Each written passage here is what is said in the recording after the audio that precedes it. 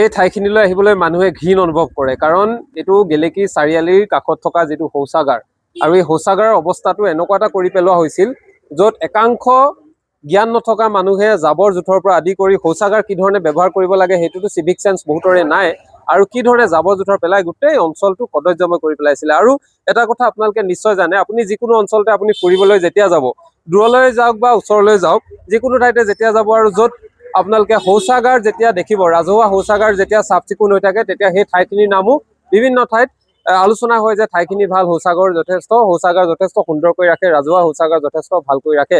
কিন্তু যি ঠাইত আটাইতকৈ লেতেৰাকৈ থাকে সেই ঠাইখিনিৰ নামো যথেষ্ট লেতেৰা হয়। গেলেকী যদি ক'বলৈ যোৱা হয়, গেলেকী এই ঠাইখিনিক লৈ যথেষ্ট সমালোচনা হৈছিলে আৰু বহুতে প্ৰতিক্ৰিয়া প্ৰকাশ কৰিছিলে যে গেলেকী বাছ আস্থান হওক, মেজিক আস্থান হওক, এই ঠাইখিনিত ৰ'ব নোৱাৰি। তাত যিটো ৰাজহুৱা শৌচালয় আছে, শৌচালয়ৰ যিটো অৱস্থা, কদৰ্যময় অৱস্থা, আৰু ইয়াৰ বহু ব্যৱসায়ী আচলতে তেওঁলোকৰ অলাগতিয়াল বস্তুবোৰ পেলাই দিয়াৰ লগে লগে গোটেই ঠাইখিনি কদৰ্যময় হৈ পৰিছিলে। কিন্তু বৰ্তমান সময়ত এই ঠাইখিনি অতি সুন্দৰ কৰাৰ ক্ষেত্ৰত অসম জাতীয়তাবাদী যুৱ ছাত্ৰ পৰিষদে গেলেকী আঞ্চলিক সমিতিৰ উদ্যোগত বিশেষ ব্যৱস্থা গ্ৰহণ কৰিছে, আৰু যিটো তেওঁলোকে 2000 চনত তেওঁলোকৰ এটা অসম জাতীয়তাবাদী যুৱ ছাত্ৰ পৰিষদৰ ফালৰ পৰা এটা শৌচাগাৰ আছিলে, আৰু এইটো সেই সময়ৰ পৰা বৰ্তমান অৱস্থালৈকে আছিলে। কিন্তু এটা সময়ত একাংশ জ্ঞানহীন মানুহে যি ধৰণে ব্যৱহাৰ কৰিলে, এক জাবৰ জোথৰ পেলাই গোটেই অঞ্চলটো কদৰ্যময় কৰি পেলাইছিলে। কিন্তু বৰ্তমান সময়ত পুনৰ শৌচাগাৰটো অতি সুন্দৰকৈ তেওঁলোকে নিৰ্মাণ কৰিছে, আৰু সুন্দৰকৈ তেওঁলোকে চাফ চিকুণ কৰাৰ লগতে নিৰ্মাণ কৰি নতুনকৈ দৰ্জাৰ ব্যৱহাৰ কৰিছে আৰু সংযোগ কৰিছে। আৰু তেওঁলোকে এইটো অনুৰোধ জনাইছে যে ব্যৱসায়ী সন্থাক অনুৰোধ জনাইছে,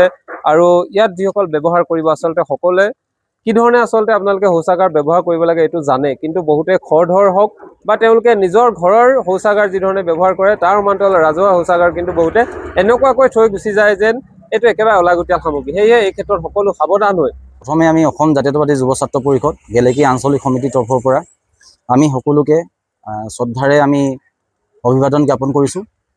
আজি কেইদিনমানৰ আগতে মই বিশেষ এটা পোষ্ট দিয়া হৈছিলে, আৰু ইয়াৰ এটা পৰিৱেশেই বেলেগ আছিলে, হয়তো আপোনালোকে দেখা পাইছিলে, য'ত গেলেকী অঞ্চলৰ প্ৰাণকেন্দ্ৰ গেলেকী চাৰিআলিৰ নিচেই কাষতে থকা ৰাজহুৱা প্ৰস্ৰাৱগাৰটো য'ত নিৰ্মাণ হৈছিল 2000 চনতেই অসম জাতীয়তাবাদী যুৱ ছাত্ৰ পৰিষদ গেলেকী আঞ্চলিক সমিতিয়ে সেই সময়তে নিৰ্মাণ কৰিছিলে। কিন্তু কালক্ৰমে এই জেগাডোখৰ যে কিছুমান দুষ্কৃতিকাৰীয়ে, কোনোবা মন মগজু বিকৃতিকাৰীয়ে এক ডাষ্টবিনলৈ ৰূপান্তৰ কৰিছিলে।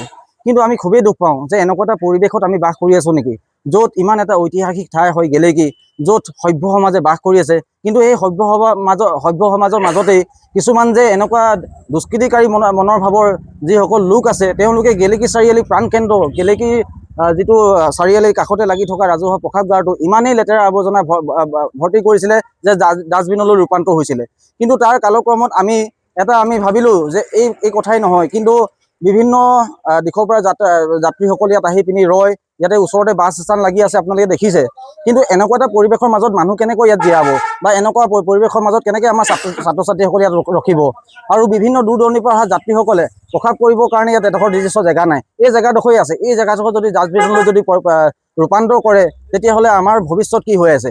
এনেকুৱা এটা লেতেৰা আৱৰ্জনাৰ মাজত আমি থাকিম নেকি? সেইকাৰণে আমি এক আলোচনা ক্ৰমে আমি অসম জাতীয়তাবাদী যুৱ ছাত্ৰ পৰিষদ গেলেকী আঞ্চলিক সমিতিয়ে আমি এইটো আমি চাফাই কাৰ্যসূচী হাতত লৈছিলোঁ, আৰু আপোনালোকে দেখিছে ইতিমধ্যে আমাৰ প্ৰায়খিনি কাম সম্পন্ন হৈছে।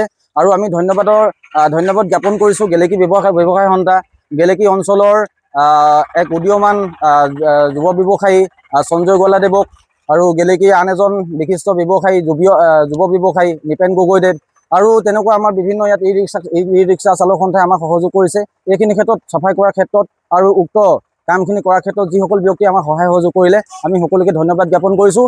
আৰু আমি এটা কাটৰ অনুৰোধ জনাইছোঁ যে অনাগত দিনত এই গেলেকী প্ৰাণকেন্দ্ৰ, এই গেলেকী চাৰিআলি এনেকুৱা ৰাজহুৱা স্থানত যাতে আপোনালোকে ডাষ্টবিনলৈ যাতে ৰূপান্তৰ নকৰে। আপোনালোকৰ ঘৰুৱা জাবৰসমূহ আপোনালোকে নিজৰ ঘৰতে ৰাখিব, আপোনালোকৰ ব্যৱসায়িক দোকানৰ যিবিলাক জাবৰসমূহ আপোনালোকে ক'ত নিৰ্দিষ্ট জেগা এডোখৰত আপোনালোকে ৰখাৰ ব্যৱস্থা কৰিব, কাৰণ এনেকুৱা লেতেৰা কৰিলে আমি বেয়া পাম।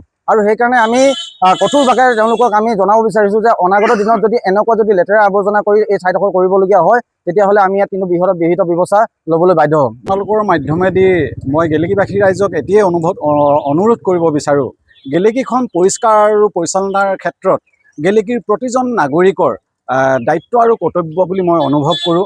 যিহেতু অসম জাতীয়তাবাদী যুৱ ছাত্ৰ পৰিষদ গেলেকী আঞ্চলিক সমিতিৰ তৰফৰ পৰা গেলেকী বিভিন্ন অঞ্চলত আজি কেইদিনমানৰ পৰা যিটো শ্ৰমদানৰ কাৰ্যসূচী লোৱা হৈছে, এইটো এটা খুব উল্লেখযোগ্য কাম হৈছে। যিহেতু মই জিলা সমিতিৰ এজন যুটীয়া সম্পাদক হিচাপে মই তেখেতসকলৰ লগত প্ৰতিটো মুহূৰ্ততে জড়িত থাকি গেলেকী আঞ্চলিক সমিতিৰ সন্মানীয় সম্পাদক সভাপতিয়ে যিখিনি কাম কৰি আহিছে সঁচাই প্ৰশংসা কৰিব লাগিব। ইয়াত কিন্তু গেলেকীবাসী ৰাইজৰ 100% সহযোগিতা লাগিব। যিসকল শুভাকাংক্ষীয়ে আহি যিসকল ব্যক্তিয়ে আহি আমাৰ গেলেকী অসম জাতীয়তাবাদী যুৱ ছাত্ৰ পৰিষদৰ লগত সহযোগ কৰি গেলেকীখন পৰিৱেশটো নিকাকৰণৰ কাৰণে যি সহযোগিতা আগবঢ়াইছে, আমি ধন্যবাদ জ্ঞাপন কৰিব লাগিব। যিহেতু এই ক্ষেত্ৰত আমি এজন ব্যক্তিৰ নাম মই সৰ্বপ্ৰথমেই ল'ব লাগিব, তেখেতৰ নামটো।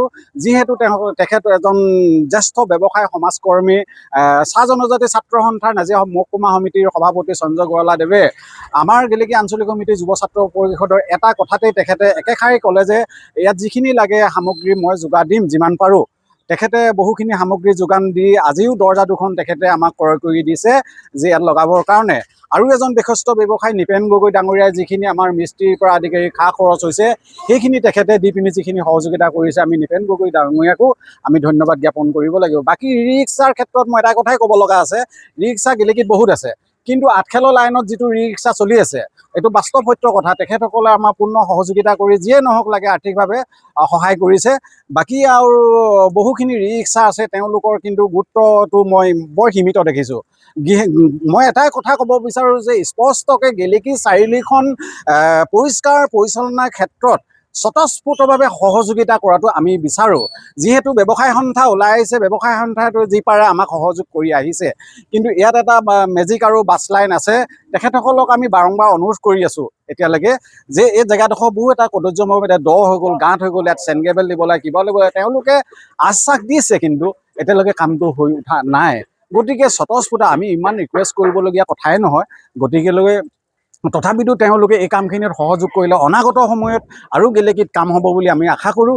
যিহেতু আপোনাৰ চেনেলত আমি কেইবাটাও ভিডিঅ' দেখি পাইছোঁ, যিহেতু গেলেকী চাৰিআলিত ৰিক্সা য'ত থাকে তাত গছজোপা তলতে এটা ডাষ্টবিন, মানে মাছৰ কাৰ্টুন এটাত জাবৰ জোঁথৰ ভৰ্তি কৰি থাকে। তাতে গোটেই আমাৰ মানে ৰিক্সাৰ মালিকসকল বা চালকসকলে বহি থাকে। কিন্তু তেওঁলোকৰ দৃষ্টিত এই কথাকেইটাও নপৰে নেকি যে পৰিৱেশটো চফা কৰিবৰ কাৰণে আমাৰ দায়িত্ব আৰু কৰ্তব্য আছে।